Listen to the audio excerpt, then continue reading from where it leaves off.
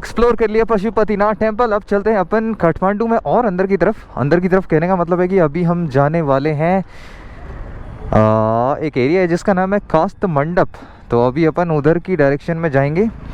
और ये गूगल अपने को भटका क्यों रहा है यार ये। चलो चलें फिर।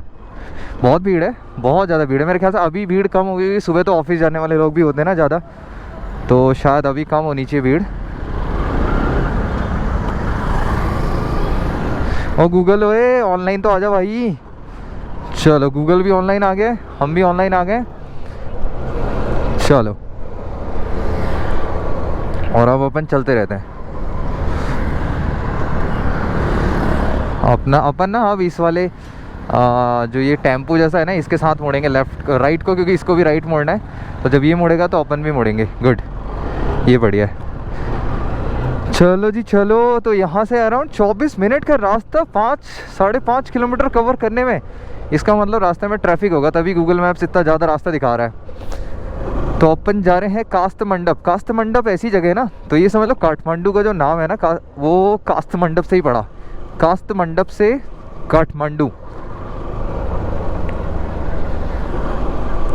और एक चीज़ मैंने आज लोगों से पूछी कि नेपाल में लोग इतने धीरे धीरे क्यों चल रहे थे रास्ते पे। तो उन्होंने बताया कि भाई यहाँ स्पीड में अगर चलोगे ना तो चालान होता है।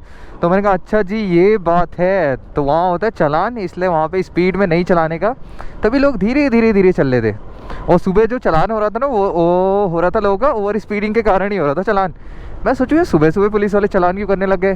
पहले मैं सोच रहा था ये एक्सप्लोर करूँगा वो एक्सप्लोर करूँगा, पर नेपाल में सोचा था ट्रैक करूँगा। पर ट्रैक के लिए क्या है ना, क्या हर एक ट्रैक के लिए परमिट बनता है भाई, जो अंदर की तरफ है। तो इतना रुपया अभी किसके पास है यार कि बार बार परमिट बनाए। हाँ, तो इसीलिए अपन ने वो प्लान स्किप कर दिया। और अपन आज जितना एक्सप्लोर कर पाते हैं काठमांडू उतना एक्सप्लोर करते हैं, उसके बाद चलते हैं कल घर को, है ना। अच्छा लग रहा है नहीं लग रहा है आप लोगों को नेपाल, ये बताओ। ओ भाई, ये भाई तो बड़ा हीरो बन के निकला। इसका चालान नहीं हो रहा तो अपना भी नहीं होगा ना, कहने का मतलब है। Just kidding. हाँ, क्या पता चालान हो जाए। भाई पुलिस वाले दिख तो नहीं रहे वैसे अभी।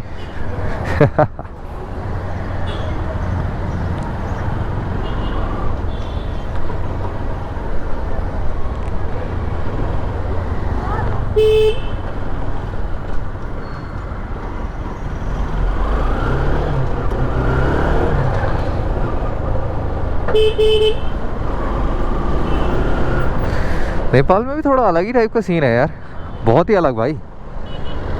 यहाँ पे बाइक चलाने में और इंडिया में बाइक चलाने में ज़मीन आसमान का फ़र्क है यार। यहाँ का रूल ही अलग है, सिस्टम ही अलग टाइप का लगता है कभी कभी तो मेरे को, वैसा ही बताऊँ तो।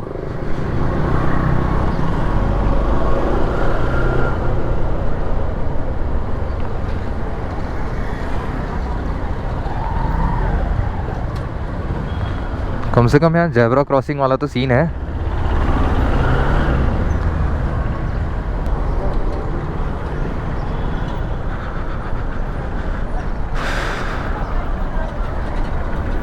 कल मैं बस रेस्ट करता रहा जब से मैं आया, खाना आना खाया बस, फिर सो गया अपन, क्योंकि आंखों में मेरे दर्द हो गई थी। सही बताऊँ तो जब मैं रात को सोया और सुबह उठा ना, मेरी आंखें ऐसी दर्द कर रही थी ना, माँ कसम।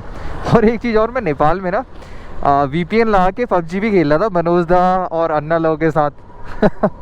ओ यार भाई साहब, PUBG खेल रहा था क्योंकि बोर हो गया था ना, तो मैंने सोचा इसलिए PUBG खेल लिया जाए थोड़ा।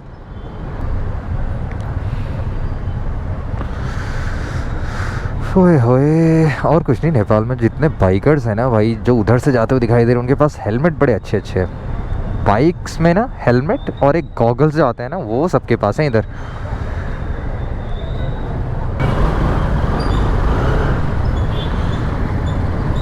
लो जी, फाइनली ट्रैफिक हमारे लिए खुला अब इधर का, और अपन जा सकते हैं अब। चलो, यहाँ पे बड़े सही तरीके से नियमों का पालन है भाई, कुछ सीखो। हमारे यहाँ लोग ज़ेब्रा क्रॉसिंग में लाके गाड़ियाँ खड़ी कर देते हैं, और यहाँ पे लोग ज़ेब्रा क्रॉसिंग से रास्ता पार करते हैं। वाह, क्या बात है यार नेपाल। ये चीज़ मुझे तुम्हारी बहुत अच्छी लगी भाई, जो तुम पालन कर रहे हो ना ट्रैफिक रूल्स का, वो चीज़।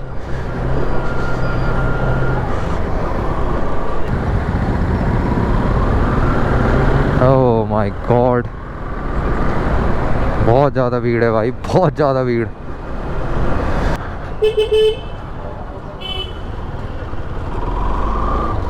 ओए गलियों के बीच से ले जा रहा है भाई ये तो।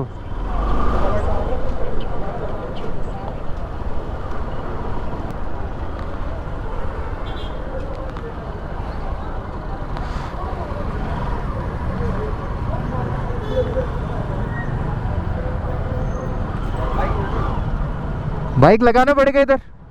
हाँ बाइक पार्क करनी है मेरे को। ये बाइक मेरे को लग रहा है इधर ही पार्क करनी पड़ेगी शायद। मैं ये वाले गैप में लगा देता हूँ ये।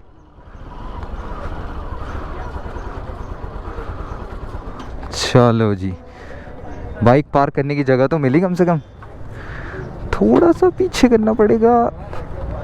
सॉरी, एक मिनट, थोड़ा समय तो दो। अरे बाइक वहाँ पार्क की नहीं है और सीधे पर्ची लेके आ जा रहे हो यार भाई। नेपाल मेरे लिए थोड़ा कंफ्यूजिंग है भाई कसम से। क्या है पार्किंग का? आवर का 25। आवर का 25। तो फिलहाल आवर का ही काट लो, अगर आवर से ज़्यादा हो गया तो अगले उस पर काट लेना। हाँ उसके बाद काटेंगे। अच्छा ठीक है, आने के बाद चार्ज देना होता है। ठीक है।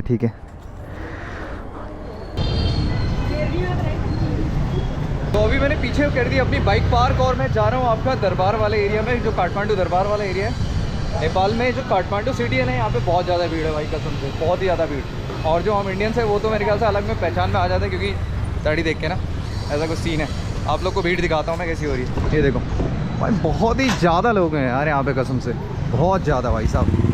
काठमांडू में एक चीज़ जो मेरे को बढ़िया लगी वो ये है कि आपका मेन रोड जो है उसके साइड में चलने के लिए साइड वॉक बनाए गए हैं, तो लोगों को दिक्कतों का सामना नहीं करना पड़ता है यहाँ पे। और क्राउड तो फिर बहुत ही ज़्यादा है भाई यहाँ पर, बहुत ही ज़्यादा।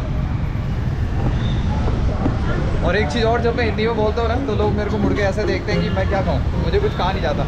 हालांकि उन लोगों को भी इतनी स्पीड में हिंदी समझ में आती नहीं होगी जो मैं बोल रहा हूँ, ऐसा मुझे लगता तो है।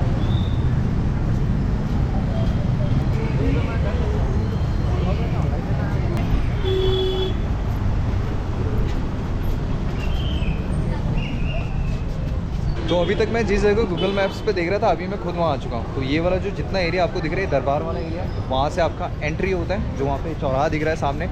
और अभी मुझे डर है कि मैंने जहाँ बाइक पार्क की है मैं वो जगह भूल ना जाऊँ, तो मेरे को वापस एग्जिट भी इसी रास्ते से जाना पड़ेगा।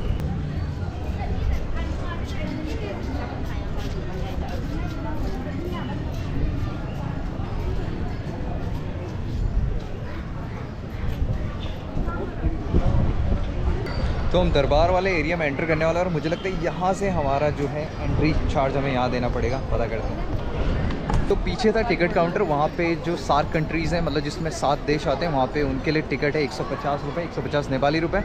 और जो अदर कंट्रीज़ है, फॉरनर्स हैं, उनके लिए है 1000 नेपाली रुपये, जो कि करीब 625 इंडियन रुपीज़ के बराबर हुआ आई गेस। और उनका कहना था कि अगर आप इस रूट से जाओगे तो आप पूरा घूम सकते हो। आपको दिखाते हैं जो हम देख सकते हैं। Oh nice. यहाँ पे आपको छोटी छोटी दुकानें भी देखने को मिल जाएंगी। यहाँ पे बहुत सारी चीज़ें मिल रही है भाई, बहुत ही सारी चीज़ें देख रहे हो आप लोग। और ये वो बर्तन है जिसमें से टंग करके आवाज़ आती है ना, ये वो वाला है जो आपको यहाँ पे दिख रहे हैं, ये वाले।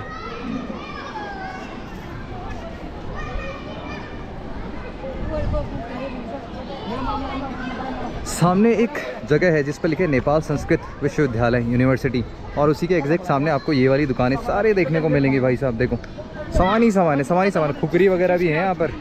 नाइस।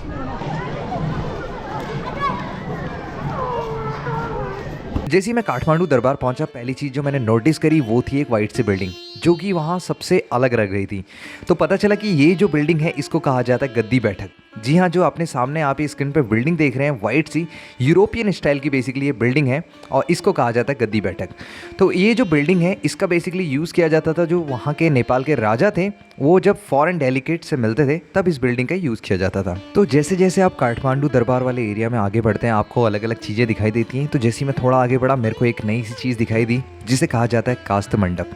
जी हाँ, ये कास्त मंडप है। बेसिकली ये एक टेम्पल नहीं है, और ये जो कास्त मंडप है इसी के नाम पे जो काठमांडू ये शहर है इसका नाम पड़ा है, यानी कि कास्त मंडप से काठमांडू। बेसिकली जो कास्त मंडप है ये इसलिए फेमस है क्योंकि कहा जाता है कि ये जो पूरा स्ट्रक्चर है, जितनी ये पूरी बिल्डिंग बनी है कास्त मंडप की, ये केवल एक सिंगल यानी कि एक साल ट्री जो है, साल का जो पेड़ है उसकी लकड़ी से बनाई गई है।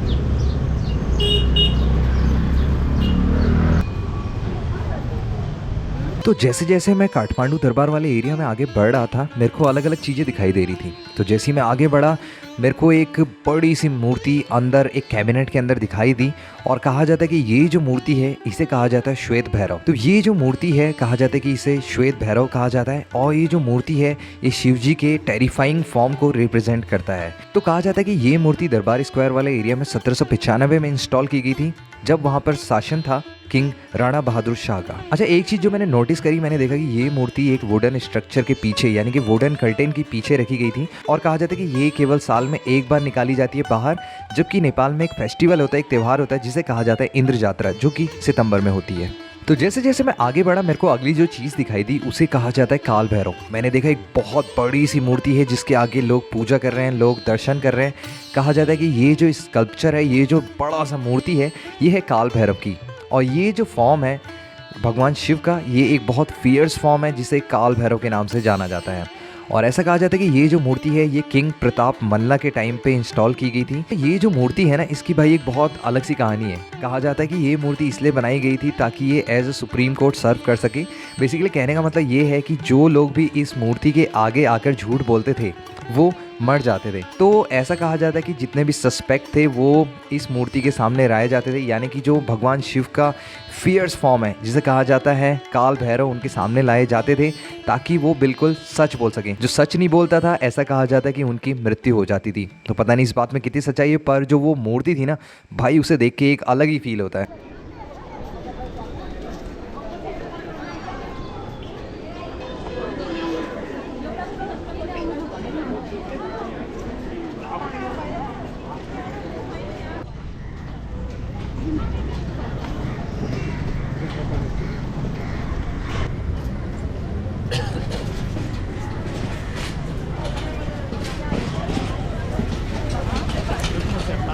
तो जैसे जैसे मैं दरबार स्क्वायर वाले एरिया से आगे बढ़ रहा था, मैं नोटिस कर रहा था कि यहाँ पर बहुत सारी बिल्डिंग है। अगर आप यहाँ पर आते हैं तो एक पल के लिए आप थोड़े कंफ्यूज हो सकते हैं, क्योंकि जो बहुत सारी बिल्डिंग्स हैं ना थोड़ी थोड़ी एक जैसी लगती हैं। तो जैसे मैं थोड़ा आगे बढ़ा, मैंने देखा कि एक लाल कलर की एक मूर्ति रखी गई है, बनाई गई है, जो कि बिल्कुल एंट्रेंस पर थी एक बड़ी सी बिल्डिंग के, और कहा जाता है कि ये जो मूर्ति है ये हनुमान जी की है। तो जैसे ही आप हनुमान ढोका पैलेस के अंदर जाते हैं, आप देखेंगे कि आपको एक कोर्टयार्ड दिखाई देगा। तो बेसिकली ये जो कोर्टयार्ड है इसका नाम है नस्ल चौक, और ऐसा कहा जाता है कि ये वो एरिया है जहाँ पर नेपाली किंग्स, जो नेपाल के जितने भी राजा थे, उनका कोरोनेशन किया जाता था। तो जैसे आप हनुमान ढोका पैलेस के अंदर जाएंगे तो आपको दिखाई देगा एक छोटा सा म्यूजियम। तो मैंने एक चीज़ नोटिस करी, म्यूजियम में अलग अलग टाइप की चीज़ें थी, और एक चीज़ मैंने और नोटिस करी, जब मैं अंदर गया तो मैंने वहाँ पर कुछ राजगद्दियाँ देखी, जो कि कहा जाता है कि भारत में बनवाई गई थी और भारत से नेपाल लाई गई थी।